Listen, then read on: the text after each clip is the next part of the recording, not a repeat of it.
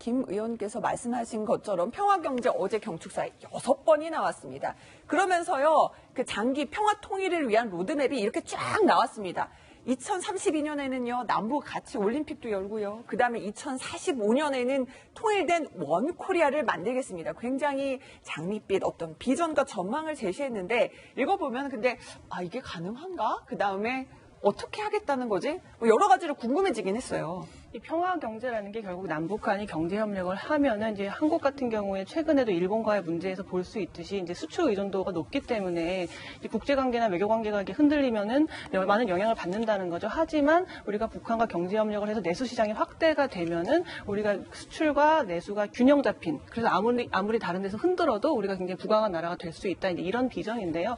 사실 광복절 경축사라는 게 구체적으로 해서 어떻게 하겠다는 거를 보여준다기보다는 앞으로의 어떤 방향성이 라든가 우리의 의지 이런 것들을 이야기하는 자리이기 때문에 그 자리에서 우리가 이걸 어떻게 하겠다고 세세히 설명하는 것은 사실 어렵다고 보고, 또 그 앞으로 평화경제가 이제 이루어지려면 우리만의 힘으로 되는 게 아니죠. 뭐 여러 가지 비핵화도 있고 앞으로 너무나 노정한 일들이 많고 우리 힘만이 아니라 국제사회의 어떤 협력과 뭐 미국의 협력도 필요하고 이런 너무나 복잡한 계산법과 방정식이 필요한 문제이기 때문에 이거에 대해서 구체적으로 어떻게 하겠다는 것을 경축사에서 밝히는 것은 어렵고, 다만 이제 정부가 준비하고 있겠죠. 많이 연구하고 있을 테고, 또 그것을 우리가 기다리고 있기 때문에 다른 여러 가지 루트를 통해서 그것이 도대체 어떻게 구현될 수 있는지 우리가 한번 지켜볼 필요는 있다는 생각이 듭니다. 네. 그래서 평화 경제에 관련돼서 대통령께서 하신 말씀 중에 좀 주목해서 봤으면 하는 부분이 있습니다. 먼저 이제 흔들리지 않겠다라고 얘기를 했는데 흔드는 손이 누군지에 대한 인식을 오늘로서 다시 한번 하셔야 되지 않겠느냐. 오늘 가장 먼저 첫 번째 흔든 손은 북한이다. 네, 그렇기 때문에 어제 이렇게 평화 연설문을 보면은 흔드는 손에서 북한은 빠져있는 느낌을 확실하게 받았거든요. 그런데 사실은 가장 크게 흔드는 손이 북한이라는 걸 오늘 확인할 수 있었습니다. 그리고 두 번째는 대통령께서 이제 북한이 시장 경제의 정책 전환이 있었다라고 말씀을 하셨는데, 그동안 전혀 밝혀지지 않았던 부분이라 우리가 모르는 정보가 있다면 북한이 어떤 면에서 시장 경제를 도입하고 있는지에 대해서 국민들에게 후속적으로 정부 여당 쪽에서 얘기를 해야 되지 않나라는 생각이 들고요. 또 하나는 체제 보장을 언급을 하셨습니다. 그래서 뭐냐면 확실히 체제가 다르지 않습니까? 우리 대한민국은 자유민주주의와 시장 경제를 근간으로 한 대한민국이고, 또 그거를 기반으로 해서 통일이 될 거라고 많은 국민들이 생각을 하고, 그래야지 이제 일본 앞설 수 있지 않을까라고 생각을 하고 있는데, 체제 보장이라 하면 지금처럼 우리는 시장을 하지만 저쪽은 자유시장이 아니라 지금처럼 폐쇄 경제를 그냥 계속 내버려 둬도 이제 소위 원코리아가 되겠다라는 건지, 또 하나는 우리는 자유민주주의인데 북한은 지금 전체주의고 사실상 3제 독재 체제지 않습니까? 그런 상황에서의 평화 경제가 과연 돌파구가 될 것인지에 대해서 후속적인 답을 내놔야 됩니다. 또 하나는 뭐냐면 북한과 함께 힘을 합쳐서 일본을 이기고자 하는 의지나 이런 목표에 대해서 우리 국민들 박수치고 있습니다. 어떻게 해서든 이기고 싶어요.